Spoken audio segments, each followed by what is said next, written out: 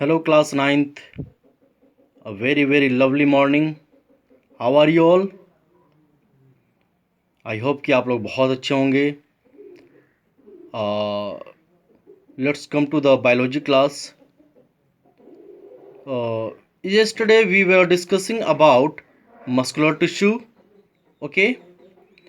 I hope कि आप लोग को समझ में आया होगा मस्कुलर टिश्यू क्या होता है. एंड नाउ हमने ये भी पढ़ा था about the types of muscular tissue. That they are smooth muscles, skeletal, striated muscle, and third one is cardiac heart muscle. Okay. And yesterday we were discussing about the two questions, है ना. Write down the specific characteristics of cardiac muscle.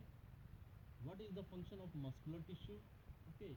Yesterday we also studied about the connective tissue, in which the first part was the areolar loose connective tissue. Okay. Now today we will discuss about the dense regular connective tissue. Okay guys. देखिए dense regular connective tissue is the part of which tissue? Connective tissue, है ना. Connective tissue आप देखिए. और I hope कि आप लोग जो है इसका नोट बना रहे होंगे सारे बच्चे. और लॉकडाउन खुलता है तो definitely I will check your copies. Okay. जितने भी आपने नोट बनाए होंगे, इम्पोर्टेंट पॉइंट्स लिखे होंगे, जो टर्म्स आपको समझ में नहीं आया होगा वो उसको भी हम डिस्कस करेंगे, उसको भी आप जहन में रखेंगे. Now let's come to the dense regular connective tissue. Okay. देखिए क्या होता है ये. It is distributed throughout the body. It serves as a packing and binding material for most of our organs. और देखिए एक बात ये है कि चूँकि एक दो दिन और जो है बोर्ड पे हम वीडियो आप लोग को नहीं बना पाएंगे. सो बेसिकली हम यहाँ बुक से ही पढ़ाई करेंगे, तो इसको आप मद्देनज़र रखते हुए पढ़ाई करिएगा. इसमें इम्पोर्टेंट टर्म्स है, कुछ आपको हम दिखाना चाहेंगे. ठीक है. चलिए देखते हैं. It is distributed throughout the body. ठीक है. ये जो डेंस रेगुलर कनेक्टिव टिश्यू होता है बच्चा, वो क्या होता है, बॉडी में क्या होता है, डिस्ट्रीब्यूटेड होता है. ठीक है. पूरे बॉडी में ये क्या होता है, डिस्ट्रीब्यूटेड होता है. It serves as a packing and binding material for most of our organs. हमारे बहुत सारे ऐसे ऑर्गन्स हैं, इनको क्या करता है ये, पैकिंग और बाइंडिंग करता है. मतलब एक तरह से इसको जोड़ के रखता है. एंड जैसे फॉर एग्जांपल कोलाजन हो गया, एलास्टिन हो गया, and other proteins are found in the matrix. ठीक है. ये मैट्रिक्स में पाए जाते हैं, पूरे शरीर में पाए जाते हैं. ठीक है. जस्ट लाइक कोलाजन एंड एलास्टिन, ये प्रोटीन है, आप जानते हैं ना इसे. ठीक है. Fascia is fibrous connective tissue. Fascia आपने पढ़ा है. Fascia is a fibrous connective tissue that binds muscle together and bind the skin to the underlying structure. ठीक है. ये मसल को तो बाइंड करता ही है, साथ ही स्किन को भी जो अंडरलाइंग स्ट्रक्चर में बाइंड करता है. ठीक है. इसको सतह से आपके शरीर में जितने भी आपके अंडरलाइन स्ट्रक्चर्स होता है स्किन के, इसको क्या करता है, बाइंड करता है. Okay. This are the principal component of tendon and ligament. ये क्या है, सैद्धांतिक जो है कंपोनेंट है किसका, टेंडन और लिगामेंट का. ठीक है.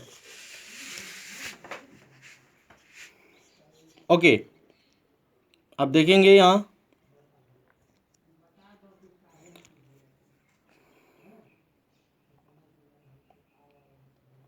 this is collagen. You can see here collagen and here nucleus of fibroblast. Okay.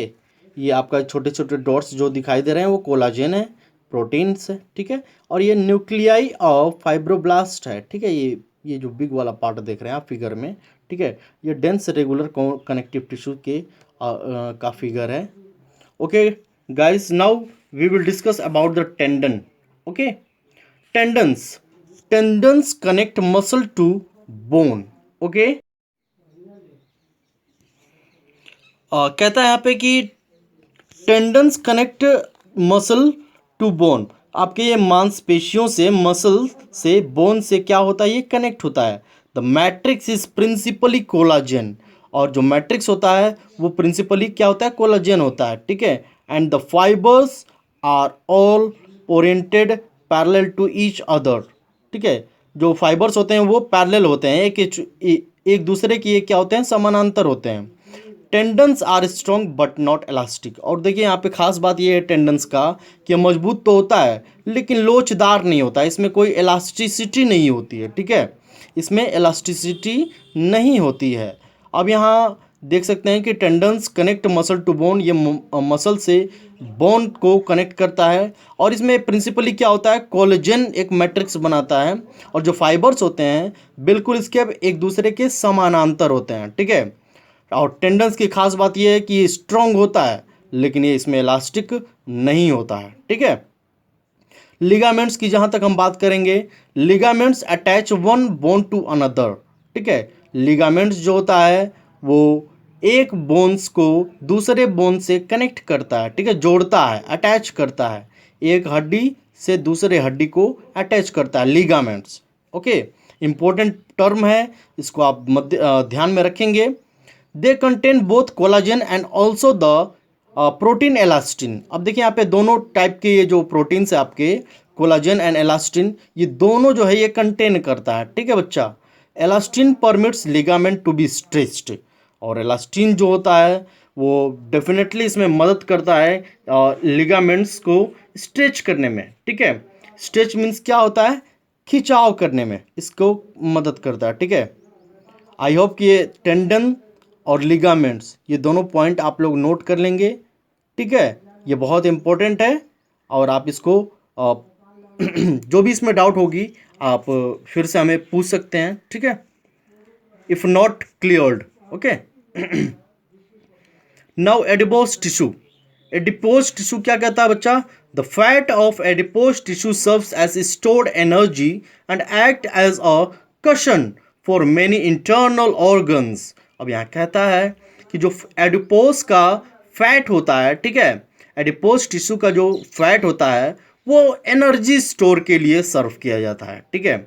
और Kishan for many internal organs, Kishan कहता है, कशन देखिए एक कोमल पदार्थ होता है, ठीक है, जो कि बहुत सारे इंटरनल ऑर्गन्स को क्या करता है, एक सॉफ्ट मटेरियल प्रोवाइड करता है, ठीक है, एडिपोज टिश्यू, और वो क्या करता है, एक काम करता है कशन की तरह, ठीक है। Its location is beneath the skin, अब स्किन के बीनीथ में होता है, अंडर में होता है, ठीक है, ये नीचे होता है, ठीक है। This tissue acts as an insulator, और ये जो टिश्यू होता है इंसुलेटर का काम करता है, ठीक है। The cells of adipose tissue are called adipocytes, ये क्या कहता है, एडिपोसाइट्स। जो एडिपोज टिश्यू के जो कोशिकाएं होते हैं, सेल्स होते हैं, उनको एडिपोसाइट्स कहते हैं, ठीक है, आप नोट कर लेंगे इसे, एडिपोसाइट्स कहते हैं। I repeat it, it is a poor conductor of heat and reduces heat loss through skin. अब देखिए क्या होता है, ये पुअर कंडक्टर ऑफ हीट होता है, ठीक है, और हीट लॉस जो होता है इसमें, इसको रिड्यूस कर देता है थ्रू स्किन, स्किन के द्वारा, ओके।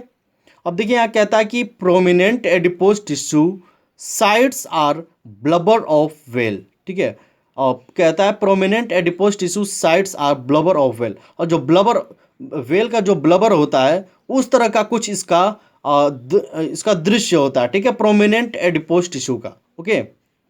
और उसके बाद कहता है हम्स ऑफ कैमल, देखिए यहाँ पे हम्स ऑफ कैमल, जो कैमल का वो आप पीछे उठा रहता है ना, कुबड़ा टाइप का, उस तरह का कुछ प्रतीक होता है यहाँ पे, प्रतीत होता है। It also forms shock absorbing cushion around the kidney and eye ball, क्या कहता है, it also forms shock absorbing cushion, ठीक है, अराउंड द किडनी और आई बॉल, क्या करता है, एब्जॉर्बिंग cushion होता है, और कहाँ पे, किडनी के अराउंड में और आई बॉल के। अब ये देखिए फिगर एडिपोज टिश्यू का, ठीक है, कोशिश करता हूँ को आपको क्लियर दिखाई दे। ये न्यूक्लियस है ये हमारा, ठीक है, आप ये देखिए प्लाज्मा मेम्ब्रेन हियर, ठीक है, plasma membrane. Okay, lipid droplet, ये क्या हमारा लिपिड ड्रॉपलेट है। ठीक है, चलिए क्वेश्चन देखते हैं। Okay, illustration 18 says that write down the name of cartilage forming cells। ठीक है, ये उस कार्टिलेज का नाम बताना है बच्चा जो कि सेल फॉर्म करता है। ठीक है, तो आपका आंसर होगा कॉन्ड्रोसाइट्स।